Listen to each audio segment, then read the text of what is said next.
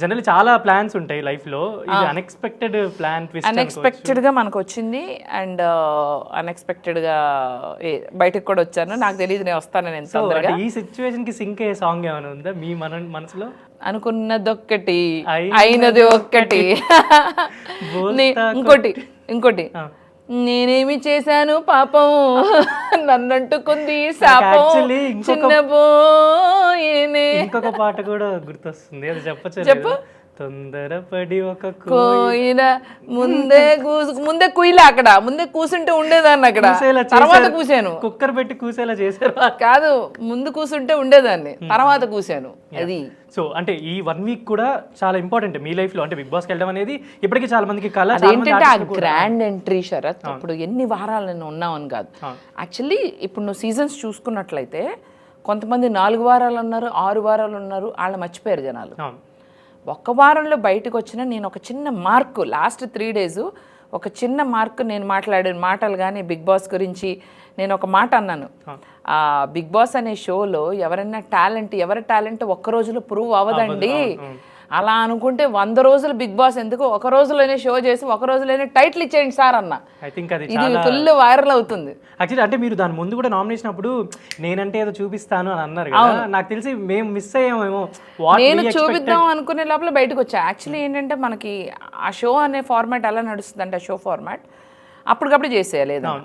మనం ఏంటంటే ఎప్పుడు నెగ్గాలి కాదు తమ్ముడు, ఎప్పుడు తగ్గాలో తెలియాలి, ఇలాంటి సామెతలు అవి చెప్పి చక్కగా రిలాక్స్డ్గా బాణాలు ఇసిరా వాళ్ళు రిలాక్స్డ్గా కాకుండా తొందరగా బయట పంపించారు. సో ఇప్పుడు మీరు బయటకు వచ్చిన తర్వాత మీ ఫ్రెండ్స్ కానీ family members who ever supported in your life ఇప్పటి వరకు, వాళ్ళ రియాక్షన్ ఏంటి? పాపం వాళ్ళు ఇంకా ఉంటే బాగుండు అని బాగా వెయిట్ చేస్తున్నారు, చూస్తున్నారు. అండ్ మనకి మైనస్ ఏమైందంటే, నా బెజవాడ కష్టంలో ఉంది, నేను లోపల హౌస్లో నేను కష్టంలో ఉన్నాను, బేబక్క కష్టంలో ఉంది, బెజవాడ కష్టంలో ఉంది. సో వాళ్ళు నాకేం చేయలేకపోయారు. అందుకని నేను బయటకు వచ్చాక నాకు తెలిసింది నా టీం నా తరపున ఆల్రెడీ కొంత. నాకు షో స్టార్ట్ అయ్యి మీ ఇంట్రొడక్షన్ అప్పుడు నాకు ఒక డౌట్ వచ్చింది, అది ఎవరిని అడగాలి అర్థం కాక ఇప్పుడు మిమ్మల్ని అడగాలని అలా దాచిపెట్టిన. అడుగు, లేట్ ఎందుకు ఆలస్యం. నాగార్జున గారు మిమ్మల్ని బేబీ అక్క అన్నప్పుడు ఎలా ఫీల్ అయ్యారు? సార్ ప్రపంచానికి మాత్రం బేబక్క, మీకు మాత్రం బేబీ చూడలేదా? అంటే ఆయన గ్రీకు వీరుడు, అందరికి మన్మధుడు, మీకు ఎలా అనిపించింది? అంటే ఆయన అక్క, అయ్యో ఏంటి నన్ను అక్క. Very handsome and he has a very special charm, grace.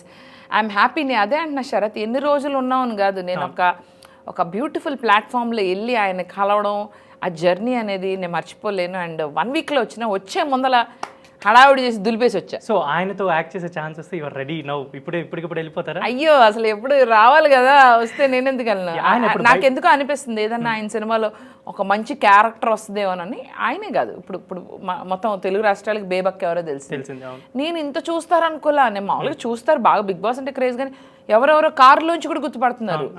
Like నేను రోడ్ మీద వెళ్తుంటే ఇందా కారు ఎక్కుతున్నాను ఒక ఛానల్ ఇంటర్వ్యూ నుంచి, బేబక్కలా ఉందని చూసుకుంటున్నారు. సో బాగానే యూత్ చాలు వెళ్ళి బేబక్క ఎవరో తెలుసుకున్నారు. ఐ థింక్ ఒక సామెత ఉంటుంది కదా, అన్నం ఉడికిందో తెలియాలంటే ఒక్క మెతుకు చాలు అని.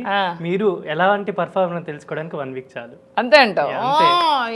ఎందుకంటే మీరు బిగ్ బాస్కి వెళ్ళక ముందు నుంచి your entertainer, social media platforms లో కానీ ఎవ్రీవన్ ఫాలో అవుతుంటారు మిమ్మల్ని, మీ షోస్ కి కానీ.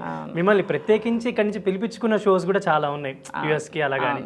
సో అడిగారు కదా క్వశ్చన్, ఏంటమ్మా నువ్వు యుఎస్ కి అది బాగా వెళ్తూ ఉంటావంట కదా అని. అవును సార్, గుంటూరు బెజవాడ వెళ్ళినట్టు వెళ్తానని చెప్పా. అది ఫుల్ వైరల్ అవుతుంది. అది కూడా అవును.